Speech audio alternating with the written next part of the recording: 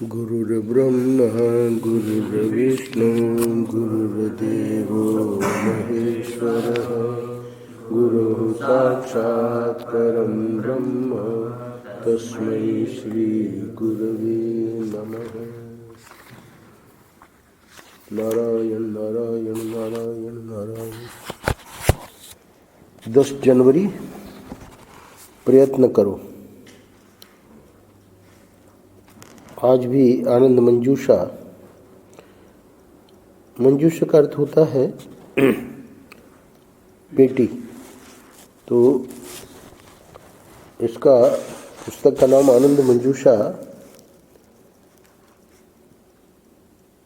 इसलिए पड़ा कि छोटी छोटी 12 किताबें, बहुत छोटी छोटी, उसको एक बॉक्स में रखा गया और उन छोटी छोटी किताबों में महर्षि की कई बातें, अलग अलग शीर्षक, अलग अलग किताब का। तो वो 12 किताबें एक साथ, ज़्यादा बड़ा नहीं, इतना सा ही बॉक्स उसके अंदर, पतली पतली सी। तो इसलिए उसका नाम आनंद मंजूषा। फिर बाद में आगे चल के वो सभी पुस्तकों को एक पुस्तक में कर दिया। तो ये आनंद मंजूषा जो है, कल का भी पृष्ठ था, महर्षि के उपदेशों का संकलन डॉक्टर लीना ग्रोवर बम्बई में है। उन्होंने बढ़िया बढ़िया बातों का, जैसे हमने आनंद रस रत्नाकर में यहाँ संकलन किया है, वैसे उन्होंने संकलन किया है। उसी में से कल का भी पृष्ठ था और आज का भी पृष्ठ उसी पुस्तक में से है। तो आज महर्षि बताने जा रहे हैं प्रयत्न करो। अब बात यह है कि साधना के मार्ग में लोग चलते तो हैं, पर चूंकि उनको अभ्यास जो है वो संसार का ही है, तो संसार के अंदर भी हमारी जो प्रगति है उसको हम देखें तो हम देखेंगे कि आज हम जिस स्थिति में हैं वो हमारे प्रयत्नों के कारण है। ठाकुर जी की कृपा तो है ही है, उसमें तो कोई दो राय है ही नहीं। पर चूंकि हमने प्रयत्न किया, इसलिए जो भी हम हैं उसमें हमारी अच्छाई के बारे में कह सकते हैं कि हमारे प्रयत्नों से है, और जो कमियां हैं, कमजोरियां हैं, तो हम उतना प्रयत्न नहीं कर पाए। तो ये तो लौकिक हमारी इस समय की स्थिति की बात है। अब अध्यात्म को लेकर जब हम अपने जीवन को देखते हैं तो भले हम सत्संग कर रहे हैं या जो भी टूटी फूटी साधना हमसे होती है वो कर रहे हैं, पर ये पक्का है कि लगता है कुछ उसमें उन्नति नहीं है। तो महात्मा लोग समझाते हैं कि घड़े में पानी भरना हो तो अगर उसमें छिद्र है तो पानी भरोगे वो पानी बहता जाएगा, घड़ा नहीं भरेगा। तो ये जो इंद्रियों में संयम नहीं है और हम अध्यात्म में प्रयत्न कर रहे हैं, ये एक बहुत बड़ी त्रुटि है। भगवान ने 4थे अध्याय में कहा, ज्ञान कैसे मिलेगा? श्रद्धावान लभते ज्ञान। तो श्रद्धालु तो हम लोग हैं, श्रद्धा तो हम सब लोगों में है, पर उसके आगे 2 बातें और कही। तत्पर है, संयतेंद्रिय। श्रद्धा होने से, सिर्फ श्रद्धा होने से काम नहीं चलेगा। जो हम करना चाह रहे हैं, हम अपने जीवन में जो लाना चाह रहे हैं परिवर्तन, उसके लिए तत्परता। तो ये जो तत्परता है उसी का दूसरा शब्द है प्रयत्न करो। और उसके साथ एक और शब्द जोड़ दिया कि प्रयत्न भी कर रहे हैं और श्रद्धा भी है, पर देख रहे हैं कि कोई उन्नति नहीं हो रही है। तो फिर देखना है कि इंद्रियों में संयम है कि नहीं। तो तीन बातें एक ही साथ कही। श्रद्धावान लभते ज्ञानम है, श्लोक याद? बोलो। श्रद्धावान लभते ज्ञानम तत्परः संयतेन्द्रियः ज्ञानम लब्ध्वा परम शांति मचिरेणाधिगच्छति। परम शांति, शांति में नहीं, भगवान कह रहे हैं कि ये जो ज्ञान मिलेगा, कौन सा? श्रद्धा वाला। लौकिक उन्नति के लिए संत लोग उसके लिए मना नहीं कर रहे हैं, पर कल बता दिया। क्या बताया? बेईमानी की कमाई ना हो, भोग में भी बताए कि धर्म के नियंत्रण में भोग हो। तो ये दो बातें जो बताई, उसमें भी प्रयत्न हमको करना पड़ेगा। तो शांति हर व्यक्ति चाहता है, सुख हर व्यक्ति चाहता है। सुख और शांति अध्यात्म में अलग अलग नहीं है, इसलिए परम शांति, यानी ये जो शांति है जो हम संसार में देख रहे हैं, तो तुरंत अशांति आ जाती है। थोड़ी सी शांति आई, सुख मिला, फिर अशांति हो गई। तो परम शांति का अर्थ है जिस सुख को हम चाह रहे हैं, अखंड सुख, वह सुख जो हमको सब जगह मिले और सब समय में मिले और सबसे मिले। तो सब जगह सब समय में सबसे मिलने वाला सुख जो है, उसी का नाम ईश्वर है। तो वो जो है, उसके लिए भगवान कह रहे हैं कि श्रद्धावान लभते ज्ञानम, अभी जो शुभम ने श्लोक सुनाया, और तत्पर है संयतेन्द्रिय। तो ठीक है, व्यक्ति कहता है कि हम इंद्रियों में संयम रखने की कोशिश करेंगे और श्रद्धा जो भी है उसको और बढ़ाना है। श्रद्धा, विश्वास और प्रेम को बढ़ाते रहना है ईश्वर को और हमको चलने के लिए। तो अब बीच की बात रह गई तत्परता। तो प्रयत्न करो में आज हम देखेंगे, परम पूज्य महाराज श्री बहुत अच्छी बातें बता रहे हैं। मनुष्य जीवन में भूलें होती हैं, भूल होना अपराध नहीं है। अब हम देखेंगे कि अध्यात्म में ही लगता है कि जो जो बातें बताई जा रही है ना, हम नहीं कर पा रहे हैं। तो महर्षि कह रहे हैं कोई बात नहीं, भूल होना अपराध नहीं है। तो अपराध क्या है? भूल न सुधारना दोष है। ये अंडरलाइन करना पड़ेगा। क्यों? क्योंकि भूल हो रही है और फिर भी हम भूल पे भूल करते जा रहे हैं, सुधारने का प्रयत्न नहीं कर रहे हैं। तो यही तो प्रयत्न करना है। पता लग गया कि भूल हुई, तो अब हमको आगे से अपने पे दंड भी लगाना पड़ेगा कि अब अगर ये भूल हुई तो एक दिन का व्रत, या फिर एक दिन चाय नहीं पिएंगे। अब वो चाय महारानी जब ऐसा व्रत लेंगे तो सामने आएगी कि आप हमको क्यों छोड़ रहे हो, हम तो इतना, है ना, तुम इतना प्यार करते हो। तो जब व्यक्ति अपने पे दंड करेगा तब वो भूल सुधरेगी, नहीं तो भूल करते जाएंगे, है ना, और सॉरी, क्षमा करें, ये सब चलता रहेगा। इससे बनना नहीं है। भूल होना अपराध नहीं है, भूल न सुधारना दोष है। प्रयत्न पूर्वक साधन करते रहने से मनुष्य का मन शुद्ध हो जाता है। भगवान ने तत्परता पे क्यों जोर दिया? क्योंकि जब वो प्रयत्न पूर्वक साधन करेगा, प्रयत्न पूर्वक साधन का अर्थ यही है कि भूल पता लगे, सुधारते जाओ सुधारते जाओ। तो उससे होगा क्या? मन शुद्ध हो जाता है। अब मन शुद्ध, यही तो चाहिए हमको। मन की अशुद्धि तो अशांति है। मन शुद्ध होने लगा वैसे वैसे हम शांति का परम शांतिम अचिरेणाधिगच्छति। अचिरेण यानी तुरंत, तत्काल उसको शांति प्राप्त होती है। तो इसका अनुभव हर व्यक्ति करेगा और वह अपने परमात्मा स्वरूप का साक्षात्कार कर पाता है। तो यही है शांति, जो है परम शांतिम सुख है, यही ठाकुर जी का स्वरूप है। तो उसका साक्षात्कार उसको हो जाएगा। तो इसलिए कह रहे हैं प्रयत्न करो। अपना दृष्टांत दे रहे हैं। बचपन में पढ़ने जाता था, गांव का पगडंडी का मार्ग था, वर्षा में कई बार फिसल कर गिर पड़ता था। यदि गिरने पर उठकर स्कूल चला जाता तो ठीक, यदि गिरने पर घर लौट कर आता तो डांटा जाता था। गिरना अपराध नहीं है, गिरकर न उठना अपराध है।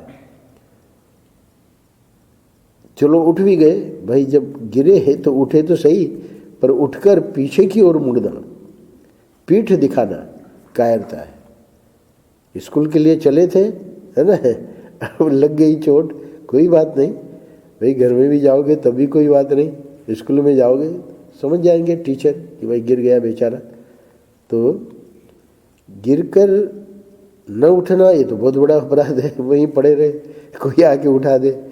और उठकर पीछे की ओर मुड़ना, पीठ दिखाना, ये तो कायरता है। तो इसलिए ये महर्षि का बहुत प्रिय सूत्र था, इसको आप बार बार देखेंगे आनंद रस रत्नाकर में, ये वाक्य महर्षि का आएगा। गिरना अपराध नहीं है, गिरकर न उठना अपराध है, उठकर पीछे की ओर मुड़ना, पीठ दिखाना कायरता है। तो इसलिए महात्मा लोग, संत लोग, है ना, जो बड़े बुजुर्ग लोग हैं, वो हमको उत्साह दिलाते हैं। क्या उत्साह दिलाते हैं? उठो और बहादुरी के साथ अपने लक्ष्य की ओर उन्मुख हो। जो लक्ष्य है, प्रत्येक व्यक्ति का लक्ष्य है ना, अपने अपने क्षेत्र में अलग अलग है। तो जो भी लक्ष्य हमने बनाया है उसके साथ न्याय कब होगा? जब हम बहादुरी के साथ अपने लक्ष्य की ओर उन्मुख होंगे। जहाँ बहादुरी नहीं है वहाँ पर हम देखेंगे कि व्यक्ति हथियार डाल देता है कि अब इसमें तो हमको सफलता नहीं मिल रही है, अब छोड़ो इसको, काम को ही हम छोड़ते हैं। अगर कमल गुरु जी के कहने से कि भाई उच्चारण ठीक नहीं है ना, अगर छोड़ देता तो आज जैसे जा रहा है तो वो थोड़ी मौका मिलता, पर चलते लगा रहा, तो लगे रहना है। उठो और बहादुरी के साथ अपने लक्ष्य की ओर उन्मुख हो। गिरते उठते अनेक जन्मों में हम अपने लक्ष्य तक पहुंच ही जाएंगे। अब चूंकि लक्ष्य अध्यात्म का बनाया है, और वो क्या बनाया है कि परमात्मा का साक्षात्कार होवे, तो परमात्मा का साक्षात्कार जो है, इस लक्ष्य में समय लगेगा। क्यों समय लगेगा?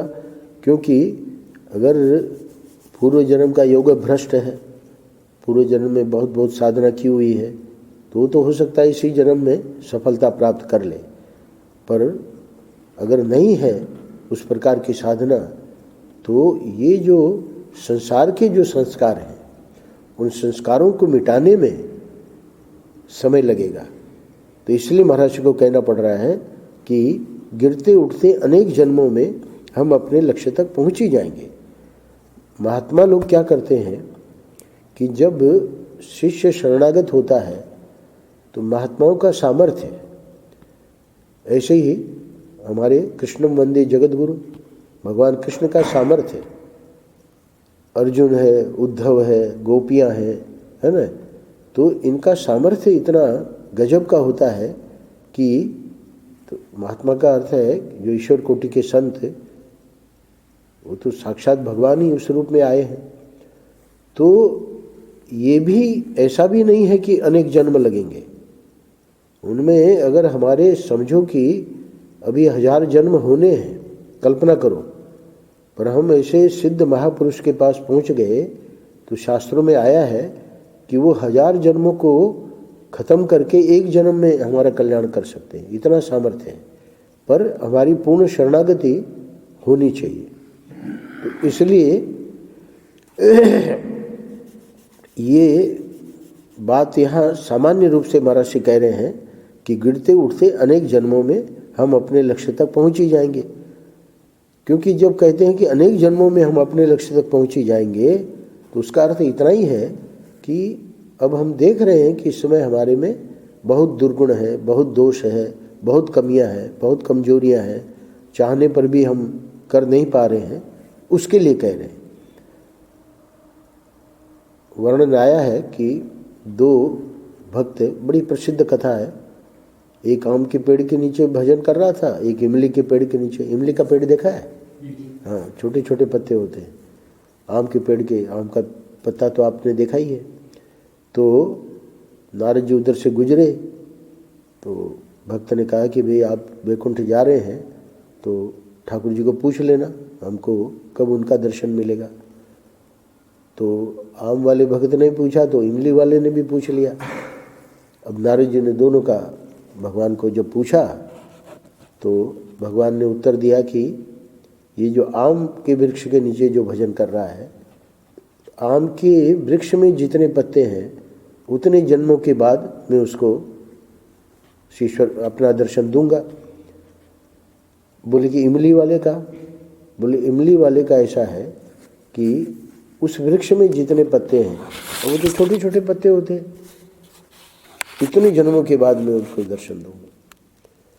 तो हुआ क्या कि नारद जी जब उधर से गुजर रहे थे तो आम वाले ने पूछा कि भाई जो आम के वृक्ष के नीचे भजन कर रहा था कि ठाकुर जी ने क्या कहा? तो बताया कि ऐसे कहा है। अरे बोले इतने जन्म लगेंगे? अरे हम इतने वर्षों से साधना कर रहे हैं और अभी इतने जन्म लगेंगे? छोड़ो, है ना। उठाया अपना कमंडलू, चला गया घर पे। अब नारद जी की हिम्मत नहीं पड़ी कि इमली के पेड़ के नीचे वाले को अगर कहें, है ना, तो वो तो बेचारा हो सकता है मारपीट कर दे। तो निकलने लगे उसको जवाब देके। उसने तो सुना नहीं, दूर था। बुलाया, देखा कि नारद जी आए हैं। नारद जी को बुलाया, बोले क्या जवाब दिया? बोले कि जवाब तो ऐसे दिया है। अरे बोले उनको पता है कि हम भजन कर रहे हैं? आहा, इतना खुश हो गया, नाचने लगा कि भगवान इमली मतलब इतने जन्मों के बाद हमको दर्शन देंगे। नाचने लगा, इतना खुश हो गया। तो भगवान उसी समय प्रकट हो गए। तो ये कथा क्यों सुनाई जा रही है कि उत्साह हमारा भंग नहीं होना चाहिए। भगवान तो लीलाधारी है। अब देखिए, कहा था कि इतने जन्मों के बाद दूंगा और तुरंत प्रकट हो गए। तो गिरते उठते अनेक जन्मों में हम अपने लक्ष्य तक पहुंच ही जाएंगे का अर्थ है कि अपना उत्साह भंग नहीं होना चाहिए। हम परम गति को प्राप्त करके ही रहेंगे, ये हमारा पक्का विश्वास होना चाहिए। भगवान शंकराचार्य जी ने मांडुक्य उपनिषद में एक कथा दी है। वहाँ पर प्रयत्न को लेकर चर्चा हुई तो लिखा है कि टिटहरी जो पक्षी है उसके अंडे, उसने अंडे दिए थे पक्षी ने, तो समुद्र ने ले लिए। टिटहरी लौटा तो देखा कि अंडे ही नहीं है। समझ गई कि समुद्र ने ले लिए। तो उसने क्या संकल्प किया कि चोंच में पानी ले लेके मैं समुद्र को सुखा दूंगी। मेरे अंडे इसने ले लिए हैं, इसको लौटाने पड़ेंगे। अब उसने शुरू कर दिया। अब चोंच में कितना पानी आएगा, कितना समुद्र तो मैंने बताया मीलों गहरा होता है। अब वो चोंच में पानी लेवे बाहर फेंके, चोंच में पानी लेवे बाहर फेंके। तो उसकी जात बिरादरी वाले पक्षियों ने देखा तो सब जुट लग गए कि भाई समुद्र को सुखाना है। अब कितने भी पक्षी आ जाए, है ना, समुद्र ऐसे थोड़ी सूखेगा।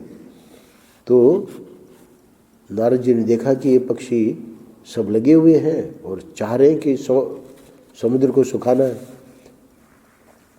गरुड़ जी को कहा कि ऐसी ऐसी बात है। वो समुद्र ने वो एक टिटहरी के बच्चों को ले लिया, अंडों को। तो पक्षियों से तो कुछ होगा नहीं, है ना, आप जाओ उनकी सहयोग करो। अब गरुड़ जी को पता लगा कि समुद्र ने ऐसा किया है ना। गए, बड़े क्रोध में थे और अपने पंखों से जैसे ही समुद्र को पीटने का प्रयास किया वैसे ही समुद्र के अधिदेवता प्रकट हो गए और वो अंडे लौटा दिए। तो ये कथा क्यों कही है कि अपना प्रयत्न, महर्षि कह रहे हैं कि हम परम गति को प्राप्त करके ही रहेंगे। भगवान जब देखिए वो इमली वाले पत्ते का उसका भक्त वे भगवान खुश हो गए। तो ये इसमें रहस्य है गिरते उठते अनेक जन्मों में हम अपने लक्ष्य तक पहुँच ही जाएंगे का अर्थ है कि कभी ये नहीं सोचना चाहिए कि छोड़ो ये तो है ना, ये भजन वगैरह हमसे नहीं होगा। परम पूज्य महाराज ने एक महात्मा को कह दिया था, उन्होंने कुछ बताया कि भाई ऐसे ऐसे करना है ना। बोले महाराज ये तो हमसे नहीं होगा। डांट लगाई, महाराज इस बात को सुनाते हैं, महात्मा ने डांट लगाई, बोले तुम ब्राह्मण हो, ब्राह्मण बालक हो, जवान हो, अगर तुम नहीं करोगे ये सब तो ये शास्त्र क्या पशुओं के लिए है, ये तो मनुष्यों के लिए है, और तुम कह रहे हो कि हमसे नहीं होगा। तो वो डांट क्यों सुनाते हैं महाराज जी कि शायद हमको तो डांट ऐसा लगाने वाला कोई नहीं मिलेगा, पर उस डांट को सुन के हम लोग कुछ जागना पड़ेगा। ये जो मोह निद्रा में हम लोग सोए हुए हैं बहुत गलत है, इसलिए संत लोग उत्साह दिलाते हैं। अच्छा, अब संतों को पता है कि भाई पूर्व का अभ्यास जो है वही आड़े आ रहा है, उसको समझा रहे हैं। ये ठीक है कि पूर्वाभ्यास अपनी ओर खींचता है, तो जैसे जैसे हमारे संस्कार हैं तो इधर की बात नहीं बन रही है। तो इसमें दृष्टांत दे रहे हैं कि जैसे धारा में पड़े मनुष्य को धारा बहाती है, अब वो कितना भी कोशिश करे तैरने की, पर धारा जब तेज है तो उसका तैरना सफल नहीं होगा। धारा में पड़ गया है तो मनुष्य को धारा बहाती है। तो ये दृष्टांत के समझा रहे हैं कि वैसे पूर्व जन्म के अभ्यास से व्यक्ति विवश होकर खींचा जाता है। यानी जितने हम लोग यहाँ बैठे हैं इसका हम लोग अनुभव करते हैं कि प्रयास तो हम लोग कर रहे हैं, पर पता नहीं क्या होता है ना। फिर वापस वही गुस्सा आ जाता है, फिर वापस कोई भी काम हो, क्रोध हो, लोभ हो, मोह हो, मद हो, मात्सर्य हो, सबके अलग अलग है। सब में सब चीज़ें नहीं होती है, किसी में कोई प्रधान होता है, किसी में कोई प्रधान होता है, किसी में क्रोध की प्रधानता है, किसी में लोभ की प्रधानता है, किसी में काम की प्रधानता है ना। तो जो भी प्रधानता है वो देखता है कि भाई फिर से हमारे द्वारा वो गलती हो रही है। पूर्वाभ्यास क्या करता है, रुचि प्रवृत्ति देता है, और कुछ नहीं है। रुचि प्रवृत्ति ही पूर्वाभ्यास दे रहा है। क्यों? क्योंकि अभ्यास पड़ा हुआ है ना, तो इसलिए बड़ा आसान है। कोई व्यक्ति को आप देखेंगे जन्म से ही, मतलब थोड़ा होश संभालते ही बड़ी प्रतिभा, तो वो क्यों? क्योंकि पूर्वाभ्यास उसका जो है, इसके कारण प्रोडिजी कहते हैं अंग्रेजी में। प्रोडिजी यानी जन्म से ही प्रतिभाशाली। अभी बच्चे बाल व्यास वगैरह, तो वो भगवान जाने, बाल व्यास तो अब हर बच्चे को बनाने लगे ये लोग, पर किसी किसी में सचमुच में प्रतिभा होती है। तो अनेक प्रकार की म्यूज़िक का है ना, वो बहुत अच्छा बजा लेता है। वो एक लड़का आया था अभी, बाबूजी के जो आती है शांता करके, उसका बेटा बहुत बढ़िया तबला बजाता है। तो ये रुचि प्रवृत्ति जो है, इसका भी संबंध हमारे पूर्वाभ्यास से है। किंतु प्रयत्न किया जाए तो वह रुचि प्रवृत्ति नष्ट हो जाएगी।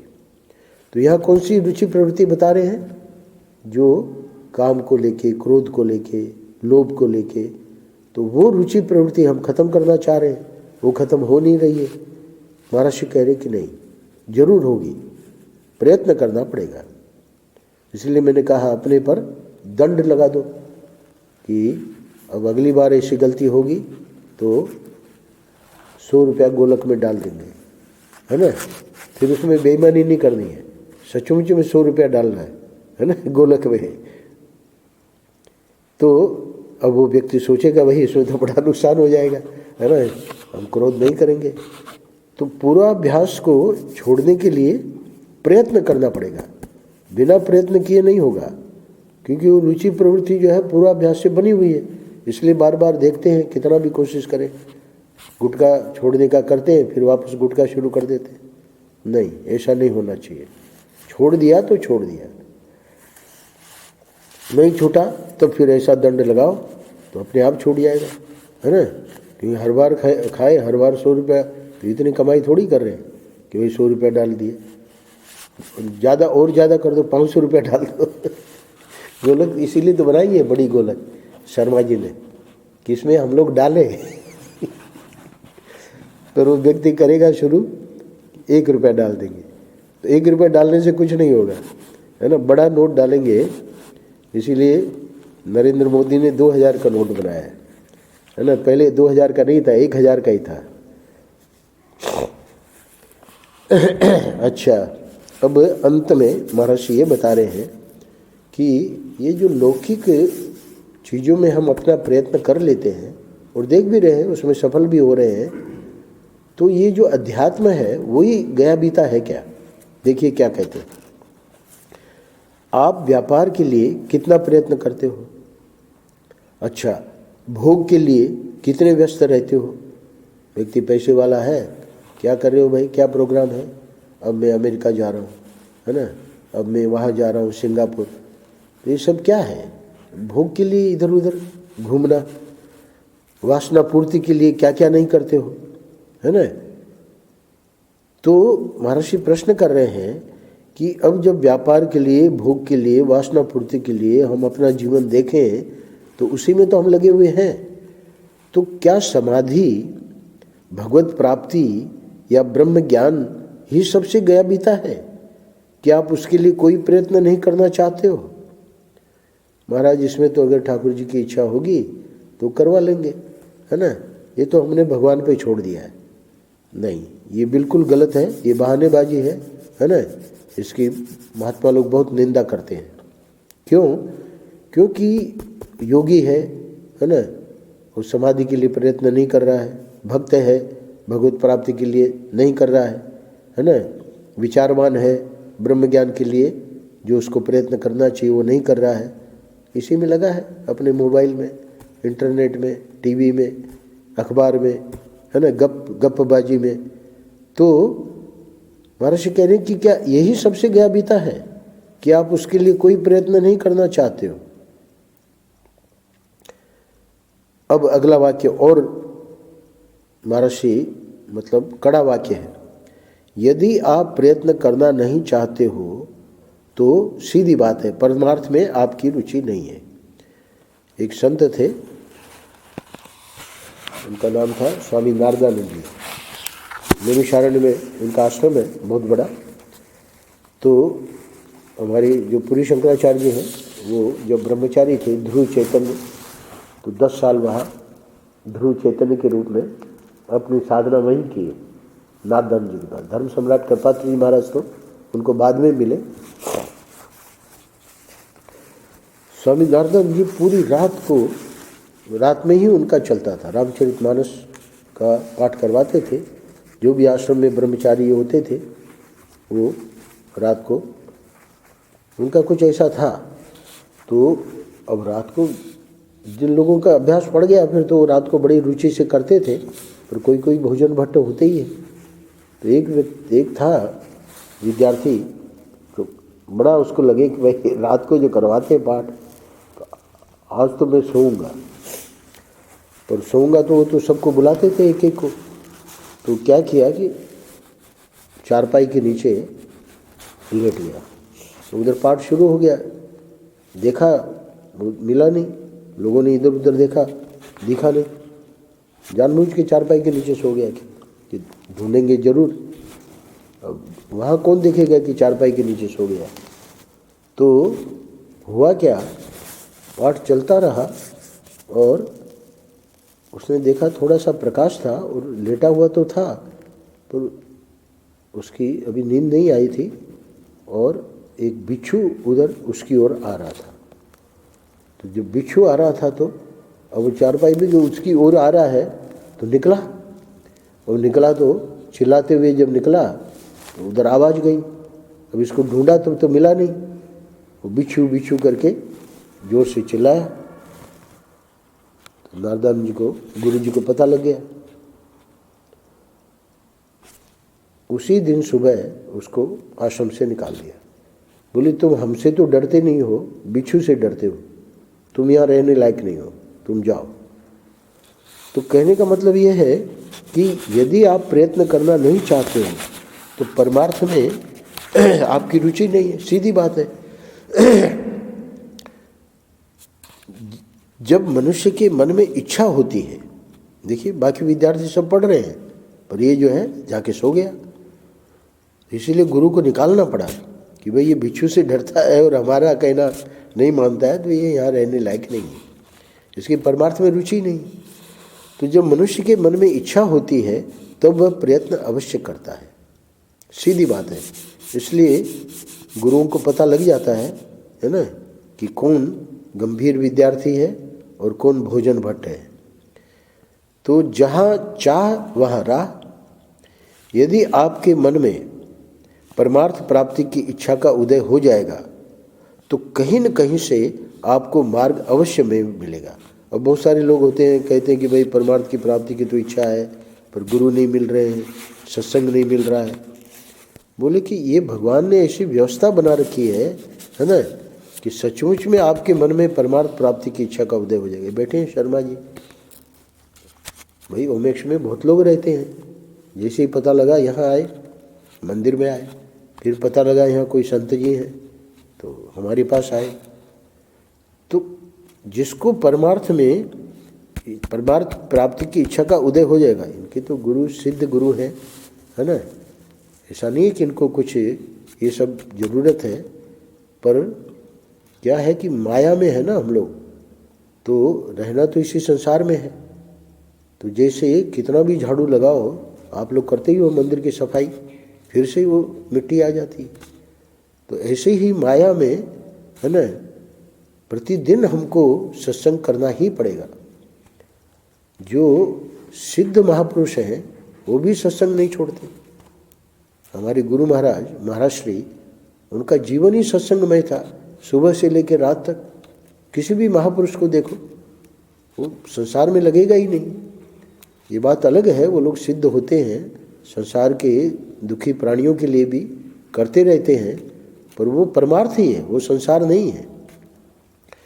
तो इसलिए आप देखेंगे कि जो लोग अभी परमार्थ की प्राप्ति नहीं किए हैं तो उनको तो पक्का महाराज कह रहे हैं कि यदि आपके मन में परमार्थ प्राप्ति की इच्छा का उदय हो जाएगा तो कहीं न कहीं से आपको मार्ग अवश्य में मिलेगा। इनकी वेदांत की रुचि है, उनको पता है कि वह शाम को केनोपनिषद और उपनिषद वगैरह ये बहुत ऊंचे ग्रंथ हैं, पर इनकी रुचि है, वहाँ पहुँचते हैं, उसमें आनंद लेते हैं। तो ये कहना कि भाई हम यहाँ वृंदावन आ गए पर यहाँ सत्संग नहीं है, हम जो चाह रहे हैं वो नहीं है, खोज करनी पड़ेगी, देखना पड़ेगा कि कहाँ है, और वो अवश्य मिलेगा, क्योंकि ठाकुर जी ने पहले से ही व्यवस्था कर रखी है। यदि आपको राह नहीं मिलती है तो समझना कि आपकी चाह दुर्बल है, सीधी बात है। उसमें ये नहीं है कि भगवान ने वहाँ व्यवस्था नहीं कर रखी है, बस आप पता ही लगाने की कोशिश नहीं कर रहे हैं।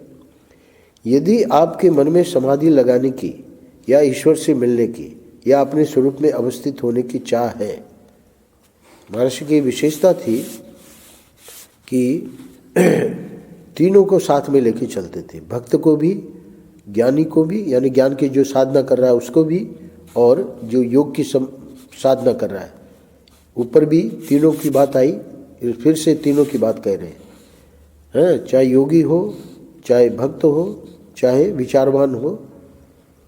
यदि आपके मन में अगर ऐसा चाह है तो आप प्रयत्न करो, सीधी बात है, ढूंढो उसके लिए, है ना। श्रृंगेरी के शंकराचार्य ने कहा, वो था तो विदेशी, वो चाह रहा था कि हमारे धर्म का परिवर्तन कर दे, हमको हिंदू बना दे, पुराने, अभी नहीं है उनका शरीर। तो उन्होंने कहा कि देखो बेटा, बड़ी श्रद्धा थी गुरुजी में, धर्म परिवर्तन की कोई आवश्यकता नहीं है। क्यों, तुम ईश्वर में मानते हो ना? बोले हाँ। तो ईश्वर की बुद्धि ज़्यादा है कि हमारी बुद्धि ज़्यादा है? बोले ईश्वर की बुद्धि ज़्यादा है। तो ईश्वर ने जिस बुद्धि से तुमको ईसाई जन्म दिया है ना, तुमको अपने धर्म में ढूंढना पड़ेगा, गुरु की खोज करनी पड़ेगी। ऐसा नहीं है कि तुम्हारे धर्म में गुरु नहीं है, धर्म परिवर्तन की जरूरत नहीं है। तो श्रृंगेरी शंकराचार्य को मान रहा है तो ठीक है ना। ये नहीं कि अब हमको हिंदू बनना पड़ेगा। बहुत बढ़िया वहाँ समझाया, बोले कि ये जो महात्मा है वो पहली बात है कि वो शहरों में मिलेंगे ही नहीं, क्योंकि न तो शहर वालों को महात्मा की ज़रूरत है और न महात्मा को शहर वालों की ज़रूरत है।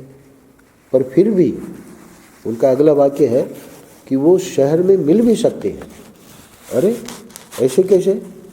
बोले हाँ, वो जल में कमलवत रह सकते हैं, यानी उनमें सामर्थ्य है कि शहर में भी वो मिल सकते हैं। हमारे गुरु महाराज बम्बई में 3-3, 4-4 महीने रहते थे, और भी बहुत से महापुरुष, प्रेमपुरी जी महाराज, शहर में वो मिल भी सकते हैं क्योंकि शहर उनका कुछ नहीं बिगाड़ सकता है, सिद्ध महापुरुष है।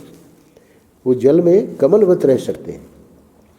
तो इसलिए उसको कहा कि तुमको ढूंढना पड़ेगा। इसी को महर्षि कह रहे हैं कि यदि आपके मन में ये सब है तो आप प्रयत्न करो। जब मनुष्य प्रयत्न करता है तो उसके परिणाम से क्या होता है? पहली बात, उसके पाप छूट जाते हैं। ऊपर बताया, अंतःकरण शुद्ध हो जाता है, उसकी वासनाएं दूर हो जाती हैं, उसका चित्त शुद्ध हो जाता है। तो अंत में महर्षि कह रहे हैं कि अपना प्रयत्न करना चाहिए, अपने मन में यह दृढ़ आग्रह होना चाहिए कि हम परमात्मा को अवश्य पाकर ही रहेंगे। यानी हमारे जैसे लोग है ना, या जो वानप्रस्थी हैं, शर्मा जी जैसे, तो उनको ये प्रयत्न छोड़ना नहीं है। आप लोग हैं तो आप लोग अभी अपने विद्यार्थी भी हैं तो उसमें भी लगे रहें, साथ ही साथ ये भी करते रहें। पर जो लोग इस कार्य के लिए घर छोड़ा है ना, उनको तो महर्षि कह रहे हैं कि अपने मन में ये दृढ़ आग्रह होना चाहिए कि हम परमात्मा को अवश्य पाकर ही रहेंगे, है ना। ये नहीं कि हम वापस संसार में लग गए और चेला चेली बनाने लगे, है ना, प्रवचन करने लगे और घूमने लगे इधर उधर, गप्पाबाजी और है ना, चेला चेलियों के साथ अपना समय बर्बाद करने लगे। ये सब नहीं, क्योंकि ऐसे लोग बहुत मिलेंगे जो कि आपको भी भजन नहीं करने देंगे और खुद को तो उनको भजन करना ही नहीं है। तो अपना जो है, इसलिए कहा कि ऊपर यदि आप प्रयत्न करना नहीं चाहते हो तो परमार्थ में आपकी रुचि नहीं है। सीधी बात है। वो इधर कुछ लगा ही नहीं है, इधर की उसको कुछ पड़ी ही नहीं है, तो परमार्थ में रुचि नहीं है। धोखे से इधर आ गया और अपनी दुकानदारी कर रहा है, चला रहा है अपना काम, तो उसकी यहाँ चर्चा नहीं है। जो ईमानदारी से लगे हैं उनको महर्षि बता रहे हैं कि अपने मन में ये दृढ़ आग्रह होना चाहिए कि हम परमात्मा को अवश्य पाकर ही रहेंगे। जन्म कोटि लगी रगर हमारी, वरों शंभु न तो रहूं कुमारी। बहुत गजब का है ये। वहाँ पार्वती जी कहती है सप्त ऋषियों को, परीक्षा लेने आए थे, है ना, ये शंभु के पीछे क्यों लगी हो, विष्णु को उसका वर्ण करो, है ना, इसमें तो कुछ नहीं रखा है। तो अंत में कहती है वो, ये तो मेरी जन्म कोटि लगी रगर हमारी, वरों शंभु न तो रहूं कुमारी। नारायण नारायण नारायण नारायण। श्री राम जय